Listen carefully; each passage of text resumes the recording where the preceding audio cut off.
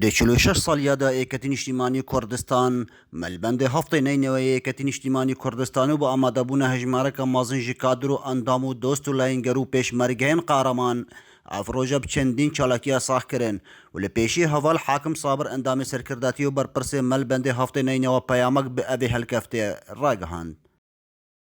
سلااو لە ڕێخستنەکان سلاوی ئەوەل و کۆتایی بۆ هاوسەرۆکەکانی یەکێتی نیشتیمانی کوردستان کە هەوڵی تەواو دەدەن بۆ بەرەو پێشبردن و سەرکەوتنی یەکێتی نیشتیمانی کوردستان کە هەموو کات تاکید لەسەر خزمەتی گەلی کوردستان بە تایبەتی و گەلی عێراق بەگشتی شەو و ڕۆژ هەوڵی دەدەن بۆ سەرکەوتنی یەکێتی نیشتیمانی کوردستان.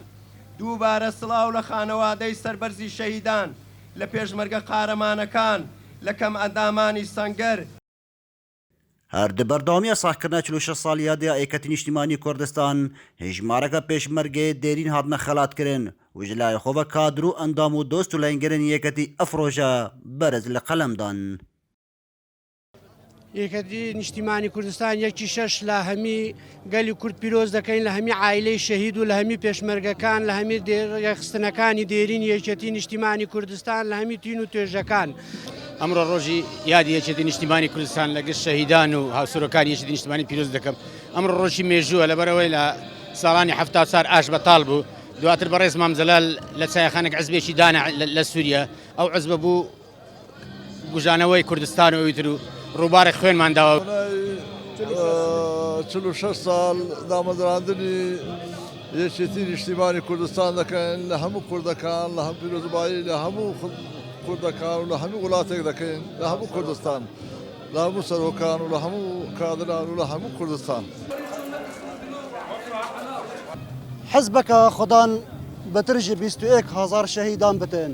حزبەکە شۆڕش گێرا بتن ji بۆ خزمەتکردنا وڵاتێ خۆ و گەلێ خۆ.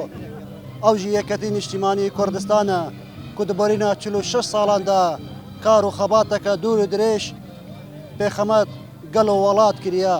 Lewra îro kadr û endamên yeketî niştimanî Kurdistan û dost û lehîngerên şik bi helkefta 46 saliyan pîrozbahiyê li tevaya kadr û endam û dost û lehîngerên yeketî dikin û pîrozbahiyê li Xwedê jê razî heval Mam Celal dikin. Ekrem Derviş dezgehê mîdyaya Badînan Şêxan.